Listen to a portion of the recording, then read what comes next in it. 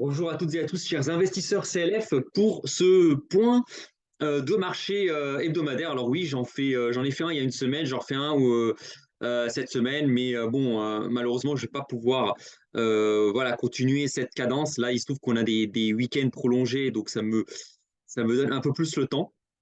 Et puis, on a une actualité assez chargée qui peut aussi paraître anxiogène. Et mon objectif dans cette vidéo, c'est aussi de relativiser, hein, comme je le fais toujours, hein.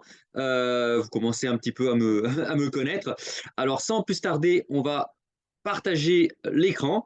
Voilà, donc point de marché. Alors, le titre peut paraître fort, il peut faire peur, avec une question.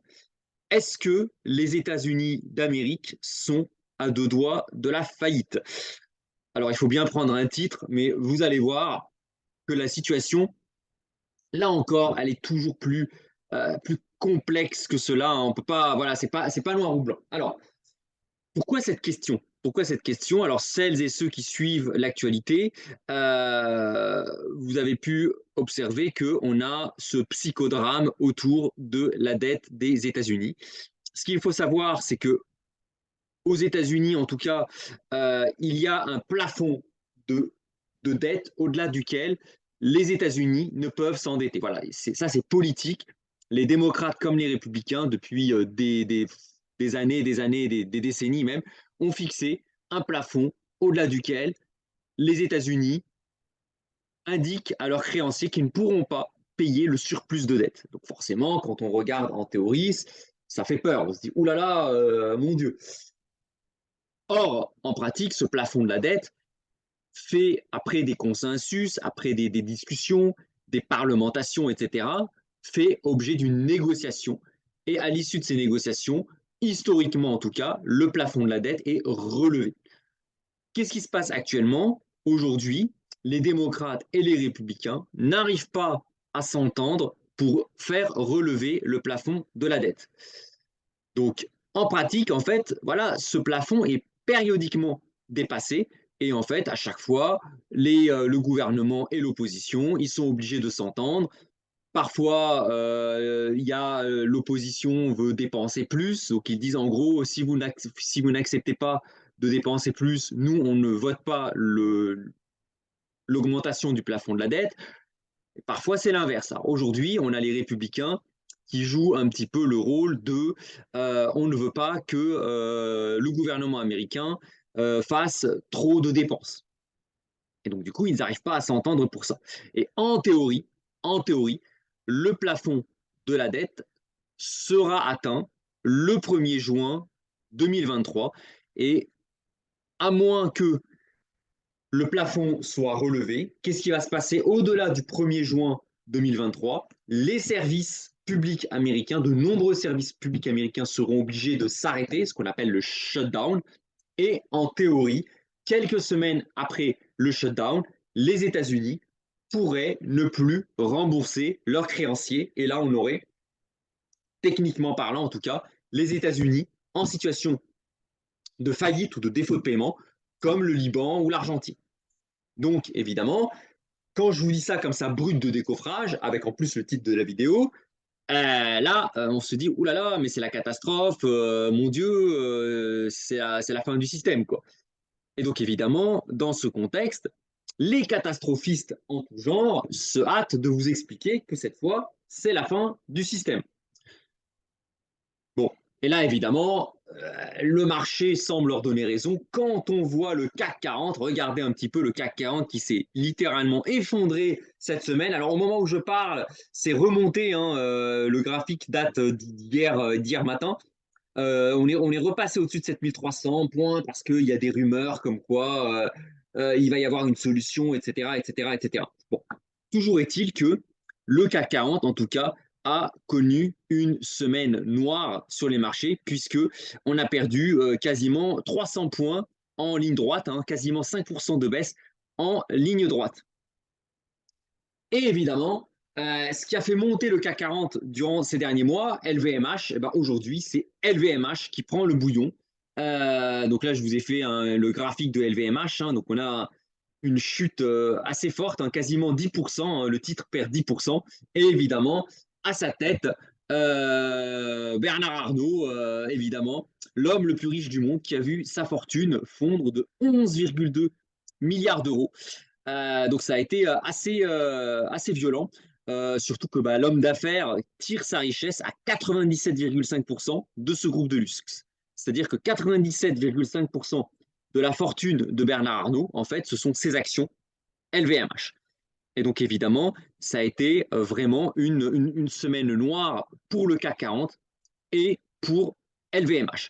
Donc évidemment, là, voilà, les catastrophistes vont vous dire que ça y est, cette fois, c'est la crise qui va faire tomber le système. Il faut tout fermer, tout vendre, il faut s'enfuir en courant, etc., etc., etc. Bon,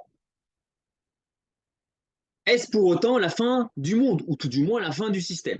Alors, moi, je vais vous donner ma vision. Ça fait quand même 20 ans que je suis les marchés, l'économie.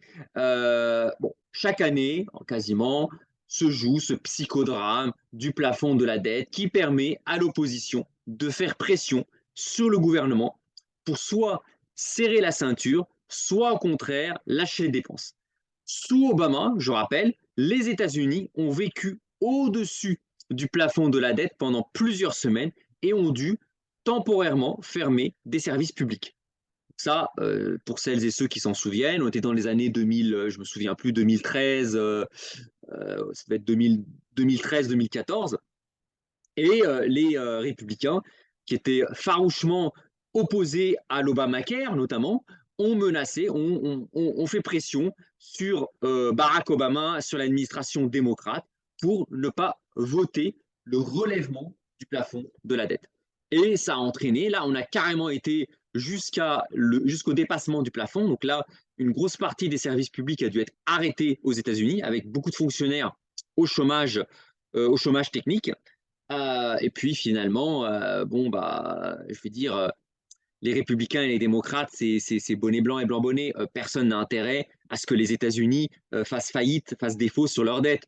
Au final, ils se sont entendus, ils ont relevé le plafond de la dette et plus personne ne se souvient de ce psychodrame. Bon, là, on a à peu près le même système. Là encore, avec les démocrates qui sont au pouvoir, donc avec Joe Biden, et les républicains, avec notamment Donald Trump, qui veulent se faire entendre, notamment à un an et demi des élections présidentielles de 2024. Voilà.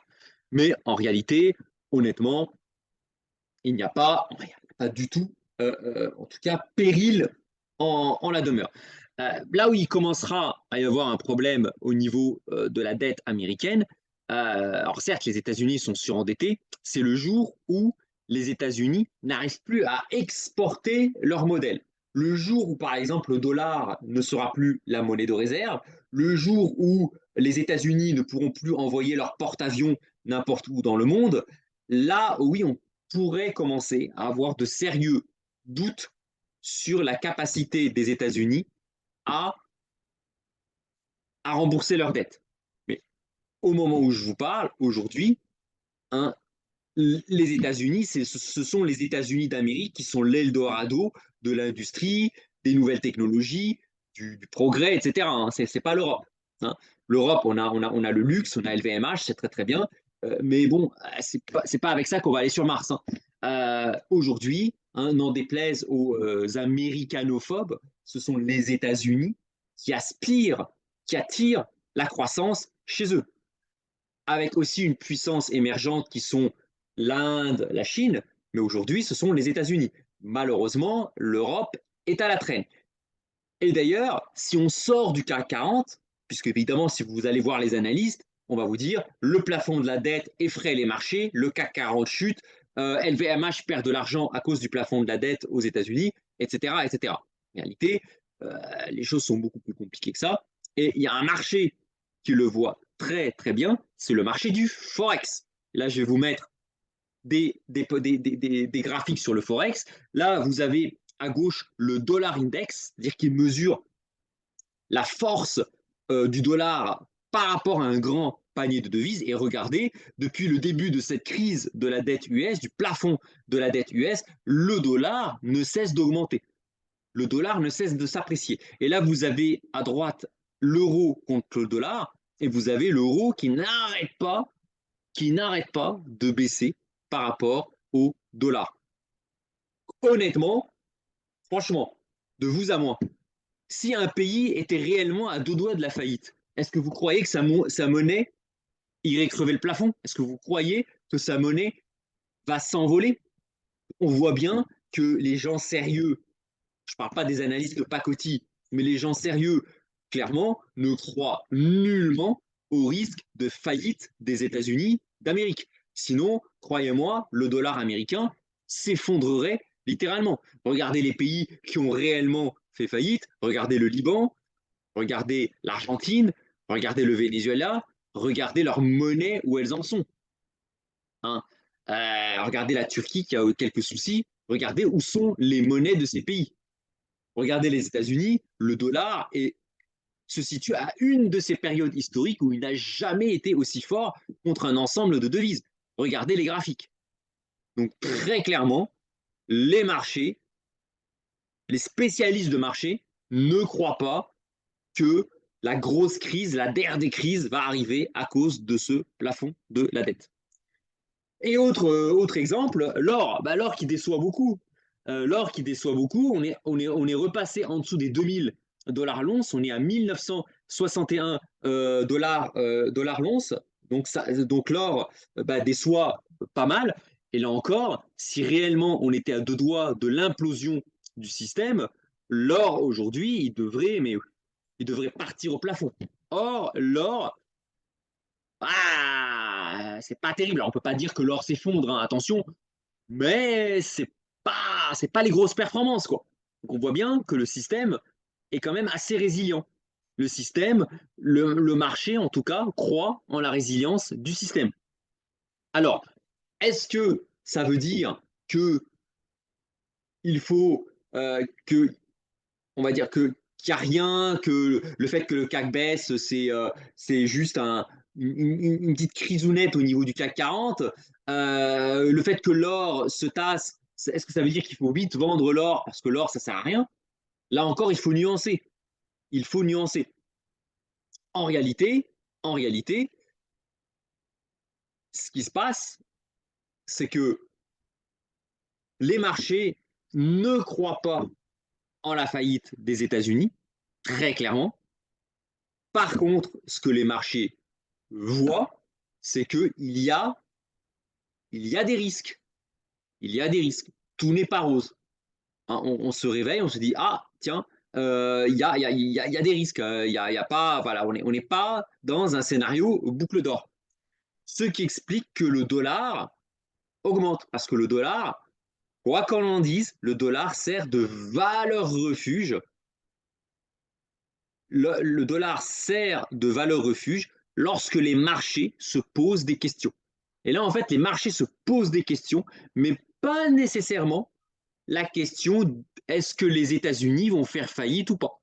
Hein, si vous allez regarder les analyses, ceux qui disent, vous voyez des articles du style le CAC 40 est dans le rouge, le plafond de la dette fait peur, fermez l'article tout de suite. C'est un faux problème. Si c'était un vrai problème, croyez-moi, le dollar, il irait à la cave et l'or irait au plafond. Ce n'est pas ce qui se passe aujourd'hui. Aujourd'hui, on a le dollar qui s'envole parce que le dollar sert de valeur refuge et l'or qui est libellé en dollars, l'or baisse. Mais ce n'est pas non plus un effondrement de l'or. Donc ça c'est des choses vraiment importantes à regarder. Donc pour moi, voilà, le psychodrame de la dette aux États-Unis, c'est un prétexte pour les marchés de corriger. Le CAC 40, emmené par LVMH, a beaucoup augmenté. Et donc, en fait, entre guillemets, cette crise de la dette, du plafond de la dette aux États-Unis, c'est juste un prétexte qui permet aux vendeurs de shorter, de vendre le CAC 40 et de sortir de certaines entreprises qui ont beaucoup monté, comme LVMH. Et donc, en fait, ce qui fait peur en réalité au marché, ce n'est pas le plafond de la dette aux États-Unis, c'est le ralentissement de la croissance qui se profile avec le risque de baisse des bénéfices des entreprises. Par ailleurs, de plus en plus de voix en Chine et aux États-Unis, qui sont quand même les moteurs de la croissance mondiale, demandent, font pression sur les gouvernements pour que les industries lucratives, mais non essentielles, soient davantage taxées. En réalité, ce qui provoque la nervosité de certains marchés, c'est ça. Ça, les analystes n'en parlent pas. En réalité, c'est ça. On a des pressions de plus en plus fortes, côté chinois, côté américain, pour taxer des industries non essentielles. Et au cœur de l'industrie qui est dans le viseur, bah, c'est l'industrie du luxe, parce que bah, le gouvernement chinois ou le gouvernement américain considère que ce n'est pas une industrie essentielle. Hein. Bon, des gens comme Bernard Arnault ont beau être très intelligents, j'en doute pas, bah, certains gouvernements considèrent que le luxe, c'est pas ça qui va faire avancer l'humanité. Et donc ils se disent, bon, bah, pourquoi ne pas taxer davantage les entreprises, ce type d'entreprise. Mais ce n'est pas toutes les entreprises. Et d'ailleurs, si on regarde ce qu'ont fait les indices cette semaine, le Nikkei japonais a battu des records. On est maintenant à plus de 31 000 points. Alors, je n'ai pas mis tous les graphiques, sinon ça va faire une vidéo de 2 heures. Le Nikkei japonais a battu des records cette semaine, au moment où je vous parle. La bourse sud-américaine résiste très très bien. Le Nasdaq est au contact avec les 14 000 points. Et le S&P n'a pas baissé en dessous de 4100 points. Et là, on est même vers 4200 points. Donc on voit très clairement qu'un grand nombre d'entreprises, très clairement, n'ont que cure de ce psychodrame de la dette américaine. Parce que clairement, si on avait un problème de faillite aux États-Unis, croyez-moi que le S&P, il perdrait très rapidement 40% de sa valeur. De même que le Nasdaq. Or, on voit que le Nasdaq, le S&P s'en sortent très bien. On a eu cette semaine Nvidia qui a affiché des résultats exceptionnels, l'intelligence artificielle. Et on voit très clairement qu'il y a une volonté du gouvernement américain de ne clairement pas surtaxer tout ce qui tourne autour des nouvelles technologies. Donc là, on pourrait avoir en fait un rebasculement de tendance parce que autant on a envie, enfin, les gouvernements, alors je ne parle pas d'Emmanuel Macron en France, hein, parce que là, voilà, il y a certaines bisbilles entre certains politiques et certains dirigeants, mais aux États-Unis, il y a des voix qui clairement s'élèvent pour taxer certaines industries jugées non essentielles comme le luxe. Par contre, ces mêmes voix qui appellent à une plus forte taxation du luxe appellent au contraire à aider par des subventions des entreprises de l'intelligence artificielle à se développer. Et donc on voit un peu ce transfert, ce basculement. Et là, on pourrait avoir, il est possible que d'ici quelques semaines, quelques mois, on voit un renversement de tendance, avec la fortune de Bernard Arnault qui se remet à baisser et un retour en grâce de Jeff Bezos, Elon Musk, Bill Gates, etc., etc. Un retour des grandes stars de la tech et un reflux des stars, on va dire, du luxe, jugées, là encore, hein, ce n'est pas mon opinion, jugées par certains gouvernements, gros gouvernements, comme finalement des profiteurs de crise qui n'apportent pas nécessairement une grande valeur ajoutée à l'humanité. Là encore, ce n'est pas forcément, c'est pas forcément mon opinion, je vous parle de l'opinion des gouvernements chinois et américains. Et donc, on pourrait avoir un peu un effet de bascule, on va dire. Mais on n'est pas du tout dans la crise du système. Et là, je termine justement cette vidéo. C'est que sur les marchés, en fait, il ne faut jamais sans cesse passer de l'euphorie à la panique et vice-versa. Il faut rester constant dans ses choix d'investissement et ne pas se laisser balader. Ça, il n'y a rien de pire que sans arrêt jouer la girouette, acheter, revendre, vendre, acheter, on ouvre des comptes, on ferme des comptes. Enfin, ça, c'est le pire. Ça, c'est quelque chose, en fait, où on est quasiment sûr de perdre de l'argent. Il faut avoir une stratégie constante, une stratégie patrimoniale sur le long terme et être constant.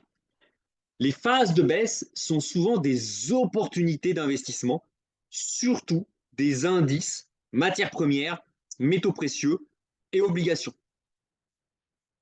Et enfin, la diversification patrimoniale, elle est essentielle, ainsi évidemment que les techniques de DCA, le Dollar Cost Averaging. Là encore, en fonction de l'évolution des taux des marchés, certains supports peuvent être très intéressants pour faire du DCA, d'autres moins. Et ça dépend de l'actualité historique, de la conjoncture. Moi, par exemple, historiquement, je me suis énormément servi des plateformes de trading pour faire du DCA parce que zéro frais d'entrée, zéro frais de sortie, très peu de frais d'arbitrage, hein, et puis des taux à zéro, historiquement à zéro, donc un rollover quasiment très faible, donc très très intéressant de faire du DCA. Aujourd'hui, et là je le dis en toute transparence, et même si mon broker m'entend, ma plateforme de trading, enfin les personnes de la plateforme de trading où je suis m'entendent, ils vont aller dans mon sens. Aujourd'hui, par exemple, faire du DCA avec une plateforme de trading n'est pas du tout recommandé. J'ai même reçu un mail de mon broker, hein, donc c'est carrément le gérant de le broker de ma plateforme où j'ai de l'argent qui me dit clairement que la durée moyenne de détention de mes positions, c'est 1 mois. Et ils me disent que c'est trop. Ils m'ont clairement écrit, Monsieur Bacos, votre durée de détention des titres que vous avez en portefeuille est trop élevée. On parle de 1 mois, hein, ça fait pas 10 ans que je les ai. 1 mois, elle est trop élevée et elle vous coûte plus cher que ce que ça vous rapporte. Ça, c'est carrément ce qui a marqué, hein, ce que mon broker m'a écrit. Donc voilà, donc c'est pas, là je ne vous sors pas une information confidentielle, top secret, c'est public. Pourquoi? Parce que comme les taux d'intérêt ont augmenté, les frais de rollover sur les plateformes de trading explosent à la hausse. En revanche, un autre produit, une autre enveloppe, peut-être moins sexy que les plateformes de trading, par exemple l'assurance vie, pour le coup, aujourd'hui, avec les taux qui augmentent, faire du DCA avec l'assurance vie, c'est excellent. Et au moment où je vous parle, mes performances sur l'assurance vie, de mon assurance vie, sont supérieures à mes performances sur ma plateforme de trading. Net de frais. Net de frais. Parce que enfin, ça ne sert à rien de raisonner brut de frais. Donc j'enlève tous les frais, j'enlève les frais de souscription de l'assurance vie, qui sont les principaux frais. Hein, les principaux frais sur l'assurance vie, ce sont les frais de souscription et un petit peu de frais de gestion. Sur les plateformes de trading, l'essentiel des frais, ce sont les frais de rollover. Il y a des frais dans les deux cas. Bah, aujourd'hui, on a cette année 2023 a marqué une inversion, c'est-à-dire que mes performances sur l'assurance vie sont supérieures, même largement supérieures, à mes performances sur ma plateforme de trading.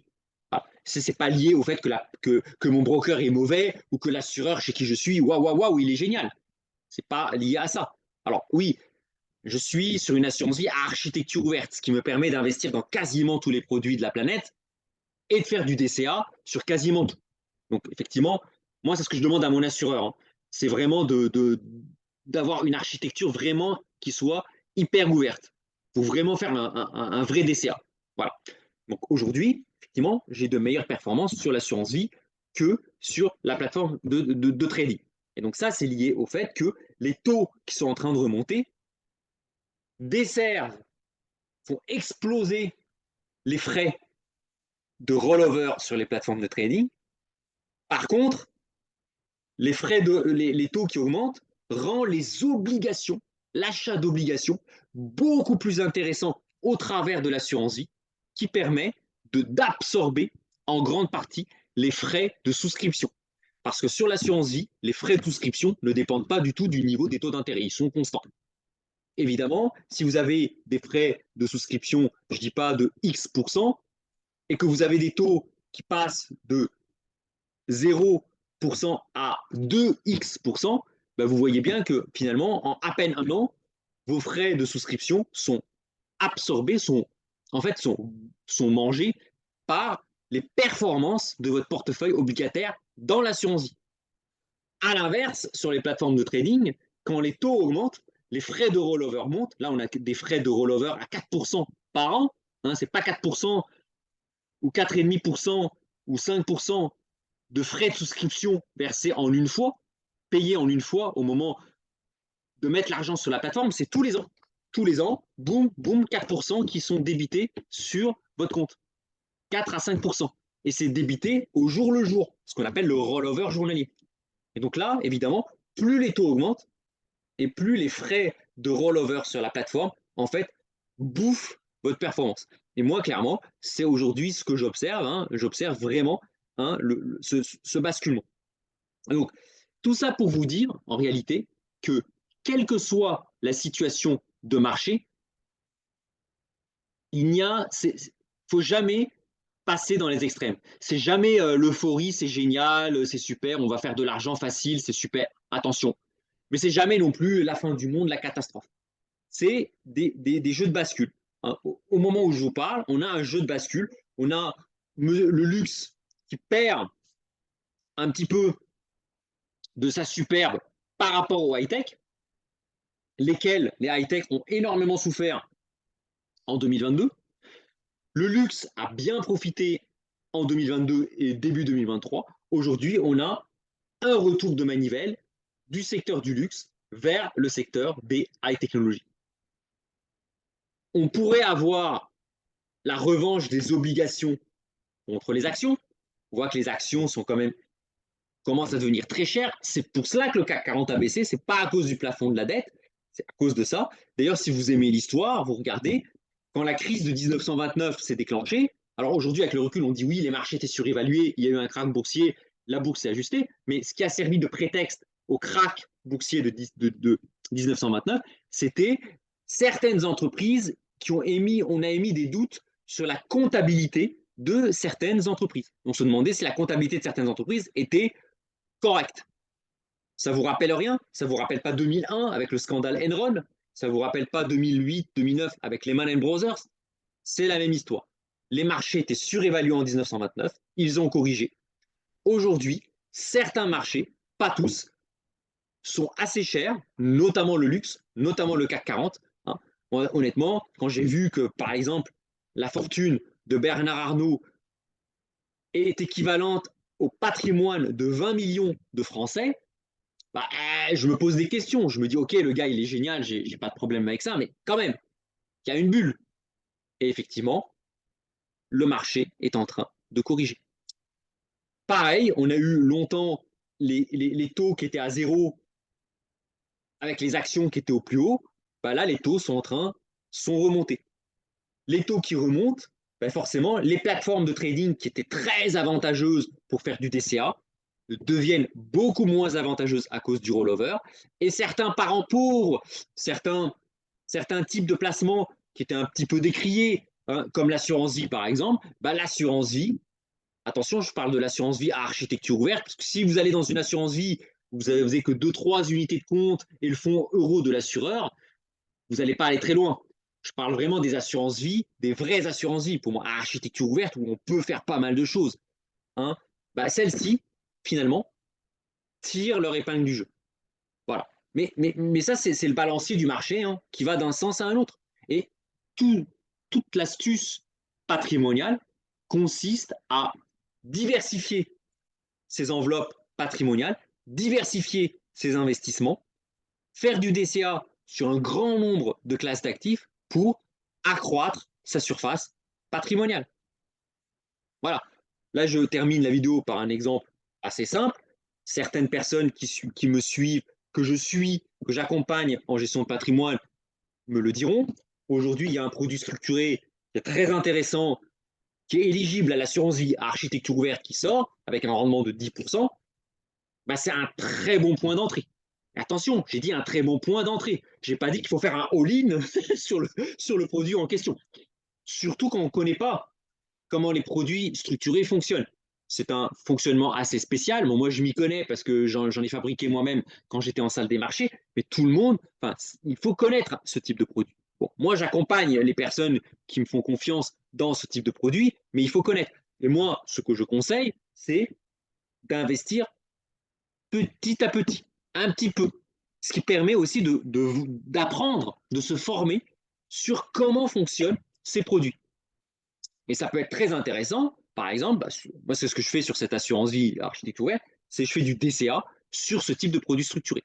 Là, aujourd'hui, on a 10% de rendement sur ce produit structuré. C'est très intéressant. Mais attention, attention, hein, je ne suis pas vendeur de produits structurés. 10% de rendement sur produits structurés, ça veut dire que les marchés anticipent une période de turbulence. Hein, il n'y a, a pas de rendement sans risque, il n'y a pas de fumée sans feu. Ça veut dire que les marchés anticipent que le bateau va tanguer. Donc ça peut être intéressant de dire, bah, tiens, de rentrer sur ce type de produit vraiment en DCA, en mode dollar cost averaging, parce que ce type de produit, tous les 3, 4, 5, 6 mois, il y a de nouveaux qui sortent avec des rendements différents, et de faire du DCA sur ce type de produit en fractionnant ses investissements. Pas de gros investissements d'un coup, one shot sur ce type de produit, hein, surtout pas, attention, mais fractionner les investissements. Tout en diversifiant. L'or, par exemple, pour moi, l'or, il ne faut pas l'enterrer. L'or a un petit peu baissé, effectivement, hein, ces derniers jours, mais il ne faut pas enterrer le métal jaune. Il ne faut pas enterrer le métal jaune, parce que qui dit crise, que vont faire les banques centrales? Croyez-moi, les banques centrales ne laisseront pas, soit aux États-Unis, en Europe ou ailleurs, elles ne laisseront pas les taux monter. Ça, c'est pas possible. Ça, c'est pas possible. C'est pas que je spécule. Je raisonne par l'absurde. C'est-à-dire que si les taux montent là aux États-Unis, on est à 5%, hein, les taux courts. Si les taux continuent à monter à 5, 6, 7%, les États, je parle des États, hein, les gouvernements, feront faillite, ne pourront pas assurer la charge de la dette. Donc les pays, non, les gouvernements n'ont pas les moyens de supporter des taux à 5, 6, 7%. Donc dès qu'il va y avoir une crise, dès que les marchés vont commencer à tanguer, et les 10% de rendement sur les produits structurés qui sortent, bon, sur lesquels j'investis, sur lesquels je peux conseiller aussi, bah, le montre, c'est un très beau baromètre. Ça montre que les marchés voient qu'il va y avoir des secousses. Et c'est intéressant justement de miser quelque part sur la volatilité des marchés. Et dans ce contexte que vont faire les banques centrales, là je ne vous fais pas un scoop, elles vont baisser les taux, elles vont relancer la planche à billets. On va revenir au quoi qu'il en coûte. Hein, il y aura un prétexte évidemment, mais on va revenir au quoi qu'il en coûte. On va oublier l'inflation, c'est pas grave l'inflation. On va oublier l'inflation, quoi qu'il en coûte. Et qu'est-ce qui va se passer quand on va relancer les planches à billets, quand on va rebaisser les taux? Quel actif va tirer son épingle du jeu? Bah, c'est l'or. L'or va également connaître aussi un rebond. Je suis incapable de vous dire quand, hein, ce serait trop facile, mais l'or va pouvoir repartir à la hausse dès que les marchés commenceront à voir clairement que on ne peut plus rester à des taux à 3, 4, 5%. Ce n'est pas possible. Les gouvernements ne peuvent pas financer ça. Et donc, à un moment, il faudra baisser les taux, baisse des taux, baisse de la valeur de la monnaie. Et quelle monnaie n'a pas de dette, n'est pas liée à une dette? C'est l'or. Donc, l'or repartira à la hausse. Les obligations, dont le prix évolue en sens inverse des taux, quand on baisse les taux, le prix des obligations repartira à la hausse. Et c'est ainsi de suite. Et ça, je ne vous annonce pas un scoop, c'est la vie des marchés. C'est la vie des marchés, c'est la vie économique. Rien, voilà, je vous annonce pas voilà, j'invente pas la lumière.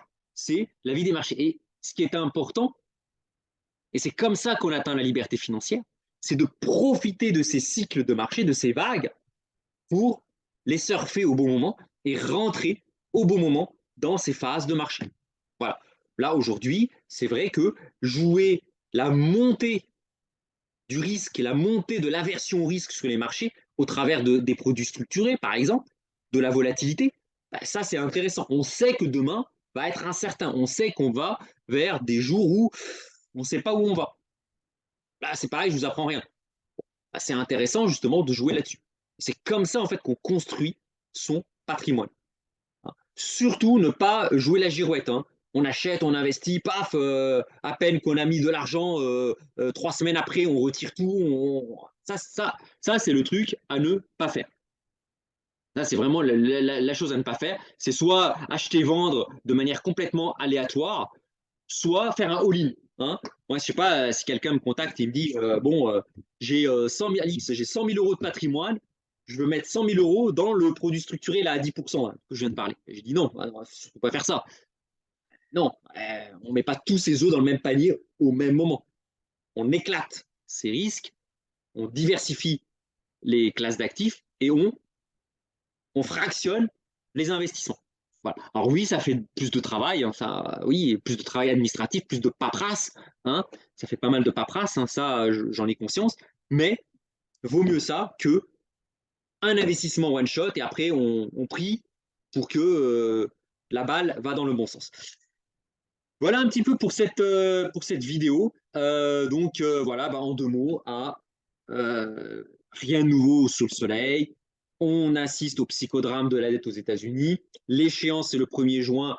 Officiellement, si le 1er juin, il n'y a pas eu d'accord entre les démocrates et les républicains, les services publics aux États-Unis doivent fermer.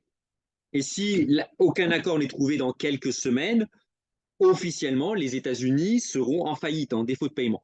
Ça, c'est ce qui est officiel. Maintenant, croyez-moi, les démocrates, les républicains, ils vont trouver un accord. Comme toujours, on s'arrange. Ils font partie du même pays, de la même nation. Hein, les États-Unis, le peuple américain est un peuple fier, il ne faut pas croire. Hein, ils se tirent la moue et tout, mais quand il s'agit de défendre l'intérêt de la nation, vous inquiétez pas, hein, we are all Americans. Hein, tout le monde est américain. Donc, vous inquiétez pas. Voilà, c'est là le marché sert de prétexte pour corriger, notamment sur le CAC 40 qui a énormément augmenté. J'en ai parlé dans mes vidéos. Je me posais même des questions. Je trouvais cette hausse un peu suspecte. Le CAC 40 ne fait que corriger des excès. Pas de panique non plus en la demeure. Voilà, le système, il est encore là. Hein. Voilà. Bah écoutez, en tout cas, je vous souhaite un très bon week-end prolongé. En tout cas, en Île-de-France, il fait très beau. Profitez de votre famille, de vos amis. Euh, Très bonne santé à vous. Prenez bien soin de vous. Et moi, je vous dis à bientôt. Salut tout le monde.